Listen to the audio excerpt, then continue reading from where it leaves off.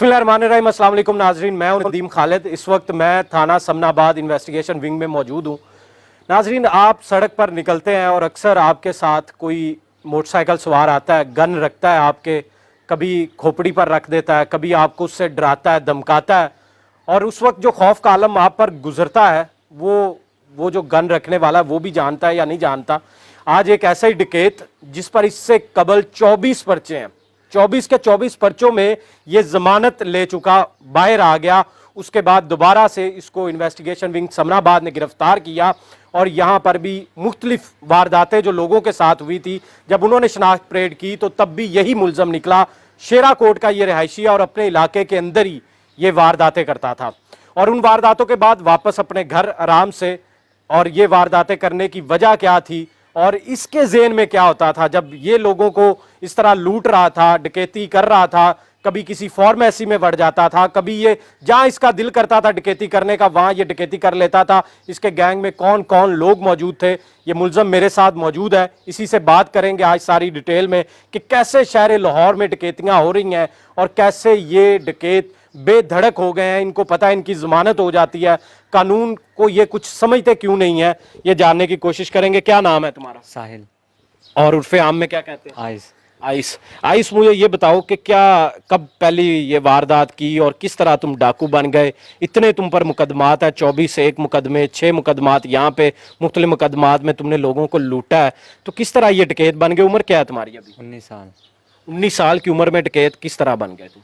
बस गलत गैदरिंग में बैठने से।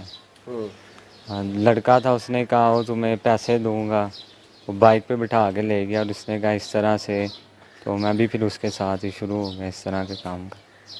अमूमन 2 ही लड़के हम देखते हैं डकैती करने वाले, एक आगे बैठा होता है ड्राइवर और एक पीछे। गन किसके पास होती है? गन उसके पास थी पहली दफ़ा 2-3 बार उसके पास ही। उसने कहा इस तरह से करना है, फिर उसने मुझे पकड़ा दी। उसने कहा इस तरह रख के तो पैसे वगैरह लेने हैं और बस कुछ नहीं। घर से क्या प्लान करके निकलते थे? घर से कुछ भी नहीं, ऐसे ही रोड पे निकलते थे, जो भी आ गया ठीक है, जो भी मिल गया मुनासिब मौका उधर उसको करके तो वापस चले जाते। क्या निशानी होती थी, किसे लूटना होता था? जहाँ पे भी मौका मिल जाता, रश कम हो या वैसे ही कोई खतरा ना हो, गार्ड वगैरह ना हो, इस तरह उधर ही। क्या तुम्हें पता होता था इस बंदे के पास कोई पैसे हैं, मोबाइल होगा? क्या निशानी कोई तो होगी ना, क्या हमें किसी बंदे को लूटा उससे कोई निकले ही ना? फिर नहीं, अगर किसी के पास नहीं है तो फिर उसे कुछ नहीं, वो चला जाता, उसको वापस छोड़ देते थे, उसे कुछ नहीं कहते थे। गोली वगैरह नहीं मारते? नहीं, गोली वगैरह नहीं। पिस्टल क्यों रखा हुआ? डराने के लिए सिर्फ। सर, डराने के लिए। कितनी डकैतियां अब तक की हैं तुमने? क्योंकि 15-16 डकैतियाँ की हैं। 24 तो 1 मुकदमात हैं, 6 30 से 35 तुम डकैतियां कर चुके हो।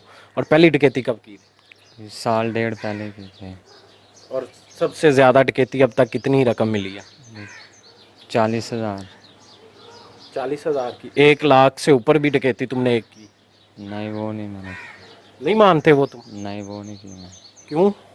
नहीं की जनाब। वो किस तरह हिस्सा किस तरह आपस में बांटते थे तुम लोग? सब बराबर का, जितने पैसे होते थे आधे आधे। और जो मोबाइल होते थे उनका क्या करते थे? मोबाइल वगैरह फेंक देते थे, अगर किसी के पास कोई बटनों वाला होता था वो उसको वापस दे देते थे वैसे ही। और जो टच मोबाइल कभी किसी से ले लेते थे अगर, तो उसको रोड पे फेंक देते। तो फिर लेते क्यों थे अगर रोड भी फेंकना होता? वो पीछे से कॉल ना कर दे 15 पे। अच्छा, फौरन कॉल ना कर दे। अच्छा, और ये बताओ कि जब तुम सड़क पर इस तरह निकलते हो, साथ वाला जो साथी है वो कहाँ से मिलता था? वो उसके फ़ोन पे रब्ता आता था कि वो आ जाता था, मैं भी चला जाता था उसके साथ। फ़ोन पे रब्ते के ज़रिए मिलते थे उससे।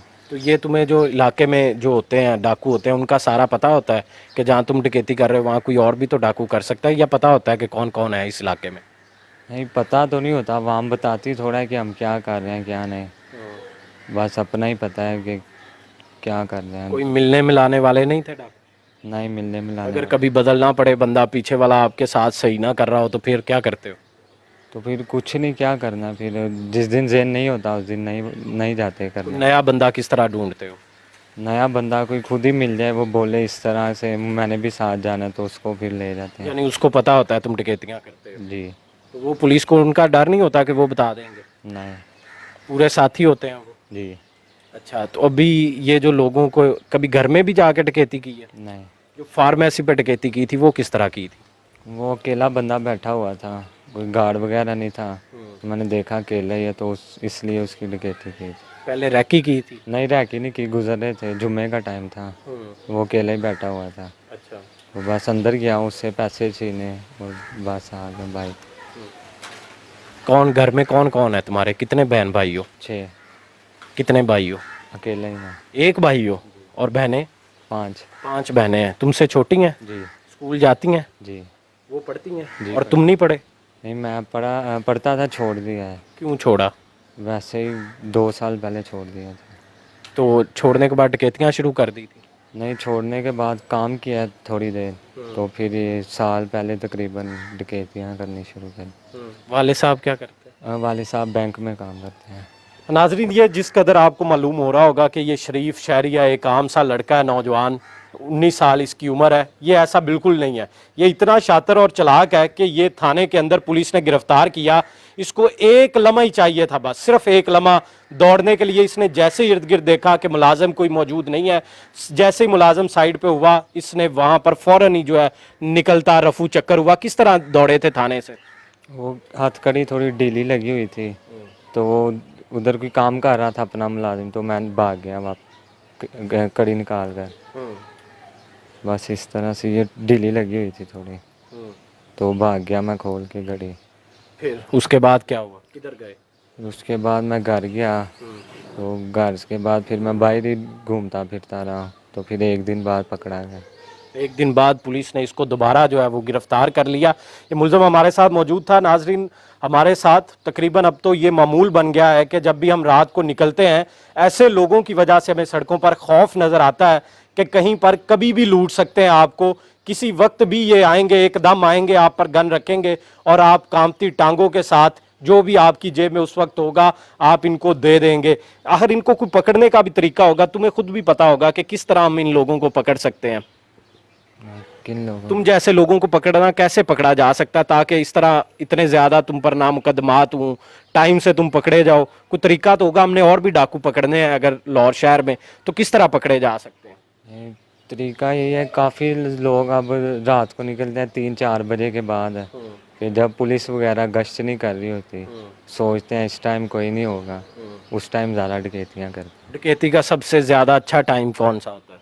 अच्छा टाइम तो वैसे 8-9 बजे लोग घरों से निकलते हैं, शाम टाइम, तो 11-12 बजे के बाद तो कोई भी नहीं नज़र आता, और उस टाइम पुलिस की गश्त भी बहुत ज़्यादा होती है।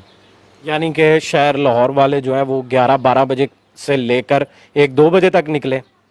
नहीं, उस टाइम ये मतलब नहीं, मतलब उस टाइम पुलिस की गश्त काफ़ी ज़्यादा होती है, तो उस टाइम कोई नहीं निकलते हैं, पर कम लोग ही निकलते हैं इस तरह तो के काम। तुम्हें इलाके में पता होता है इस वक्त पुलिस कहाँ गश्त कर रही है? पहले ये देखते हो? नहीं, देखते नहीं है, बच बचा के निकल जाते हैं गली मोहल्लों से। अगर कोई नज़र आए तो बाइक मोड़ के वापस चले जाते हैं। और रास्ते तुम्हें सारे याद हैं? जी। नाज़रीन, ये समनाबाद के इलाके में दहशत की लामत समझे जाने वाले वो डकैत हैं जिन्होंने यहाँ के रहने वालों की ज़िंदगियाँ मुश्किल में डाल दी हैं। ये बज़ाहिर मासूम नज़र आते हैं, आपको चेहरे से भी मासूम नज़र आते होंगे, लेकिन ये उतने ही भयानक किरदार हैं। ये इस कदर भयानक किरदार है कि किसी की किसी वक्त जान भी ले सकते हैं और इन्हें खुद भी मालूम नहीं होता कि ये जान इनके हाथ से निकल गई। एक बस ट्रिगर दबाना है और किसी भी शहरी की जान भी जा सकती है। लेकिन हमारा कानून इनको जब तक जमानतों पे रिहा करता रहेगा उस वक्त तक ये इसी तरह इनको भी होगा, आशीर्वाद हासिल होगी, कोई मसला नहीं है। जितने भी मुकदमात हों, जितना भी रिकॉर्ड हो, हम आखिरकार निकल